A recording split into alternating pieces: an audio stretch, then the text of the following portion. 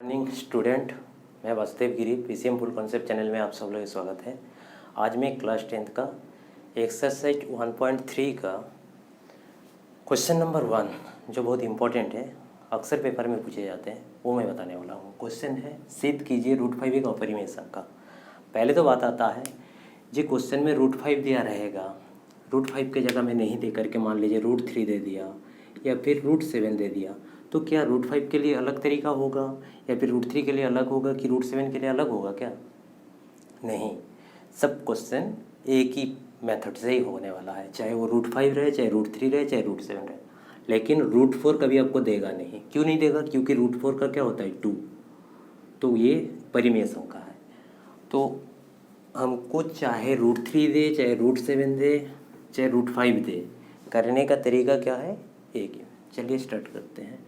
पहले √5 को क्या दिखाना है मेरे को? अपरिमेय। तो मानना क्या है? परिमेय। उल्टा मान के चलेंगे तो माना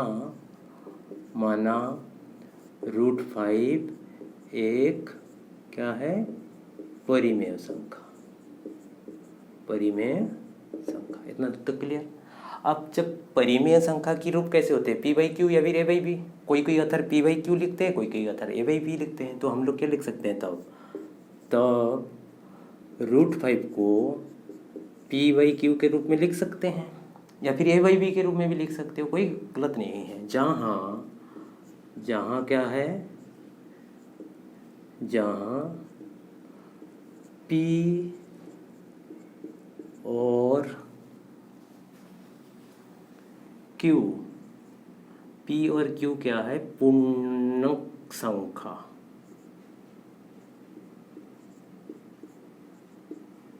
पूर्णांक संख्या। और q क्या है? Not equals to 0। ठीक है, तो p और q पूर्णांक हो गया, q नॉट इक्वल्स टू 0। इसके बाद जो है सबसे बहुत इंपॉर्टेंट है, ये लाइन लिखना मस्ट भी है। क्या लिखना है? माना p और q का एक से अतिरिक्त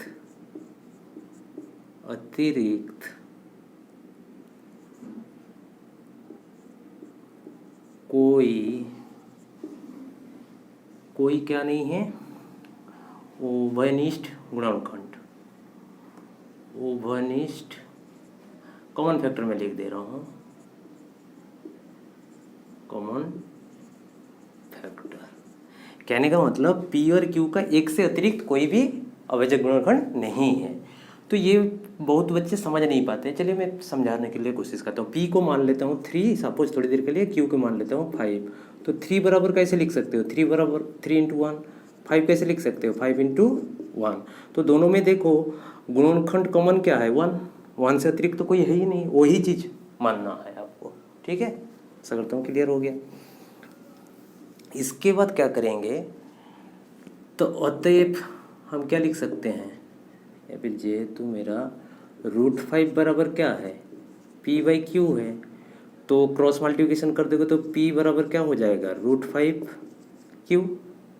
अब दोनों तरफ स्क्वायरिंग कर दोगे तो p² बराबर क्या हो जाएगा? 5q²। ब्रैकेट में लिख दीजिएगा, दोनों तरफ, दोनों पक्ष में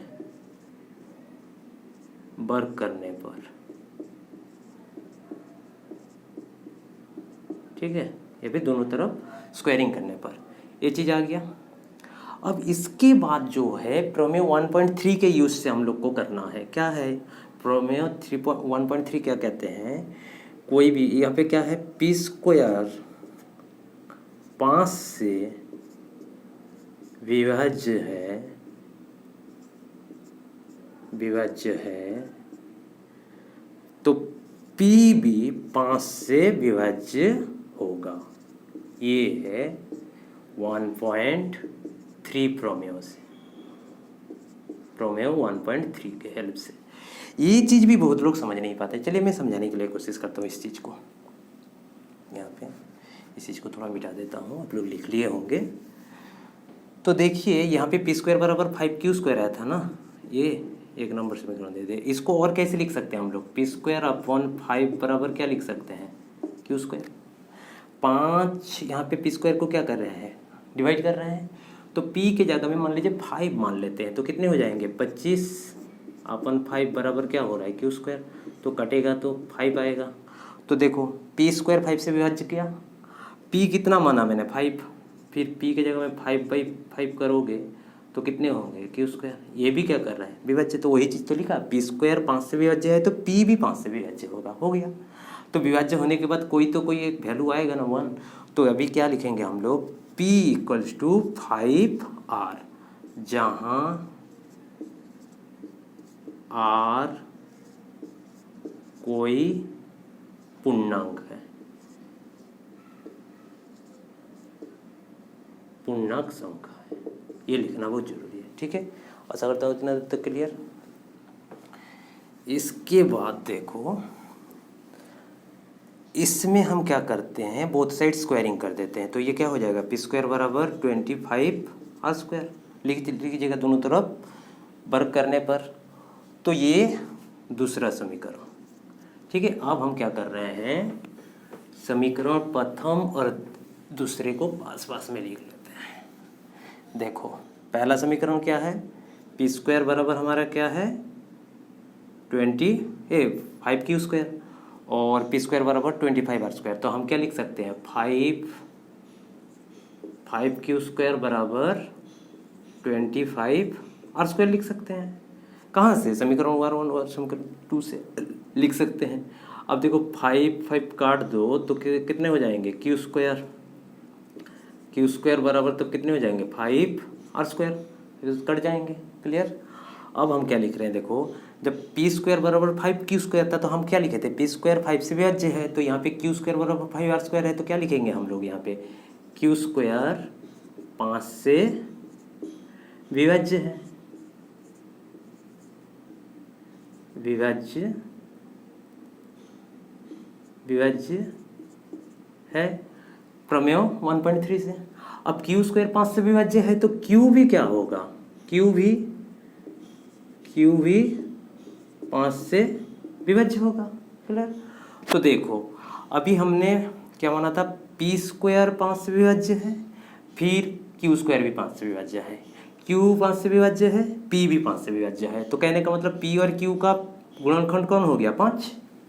तो इससे हमको क्या लिख सकते हैं हम लोग, अब हम लोग क्या लिख सकते हैं, p और q का तो एक से अतिरिक्त एक गुणनखंड आ गया कौन 5, p और q का 5, p और q का अभाज्य गुणनखंड कौन है, अभाज्य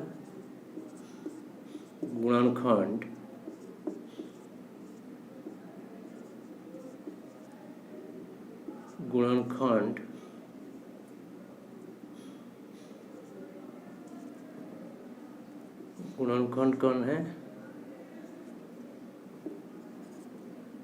गुणनखंड कौन है 5 जो क्या है एक से अतिरिक्त है। लेकिन हमने मान के क्या चला था, जे p और q का एक से अतिरिक्त कोई भी गुणनखंड नहीं है, लेकिन हमने दिखा दिया क्या 5 है। तो हमारा ये क्या है, एक विरोधाभासी हो गया, यह एक विरोधाभास है, विरोधाभास है, जो क्या है, जो हमने मान के चला था √5 एक परिमेय संख्या, तो वो क्या हो जाएगा उल्टा है परिमेय। अतएव हम क्या लिख सकते हैं, √5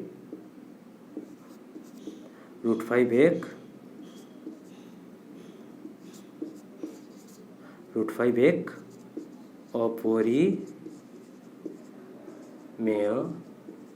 संख्या है। क्यों, हमारा कल्पना उल्टा हो गया ना, इसीलिए। आशा करता हूँ ये क्वेश्चन आप लोग को समझ में आ गया। इसी क्वेश्चन में मान लीजिए थोड़ा सा चेंज कर दे आपको, जैसे कि मान लीजिए 2√5 दे दे, तब कैसे करोगे, इसको कैसे करना है, मानना वही सेम उसी प्रकार। 2√5 को क्या मान लेना है, अपरिमेय प्रूफ करना है, तो इसको परिमेय मान लेना, तो परिमेय हो जाएगा तो a/b के रूप में हो जाएंगे। तो फिर √5 बराबर क्या लिख दोगे, a/b/1/2 हो जाएगा। तो देखो ये भी परिमेय है भाई, 1/b2 भी परिमेय है, तो √5 हमारा क्या हो गया, परिमेय। परिमेय, लेकिन √5 हम लोग क्या जानते हैं, अपरिमेय। लेकिन √5 क्या होता है, अपरिमेय होता है, अपरिमेय संख्या है। तो ये क्या हो गया, एक विरोधाभासी हो गया। तो 2√5 दिया रहेगा तो उतना लंबा आपको करने की जरूरत नहीं है, खाली क्या करना है, 2√5 को a/b मान लो, फिर √5 एक तरफ रखो, 2 को इधर लेके चले जाओ। √5 को क्या दिखा दिया मैंने, परिमेय, क्योंकि a/b भी परिमेय होता है, 1/2 भी परिमेय, तो √5 परिमेय हो गया। लेकिन √5 क्या है, अपरिमेय से का, तो हमारा ये क्या हो गया, विरोधाभासी।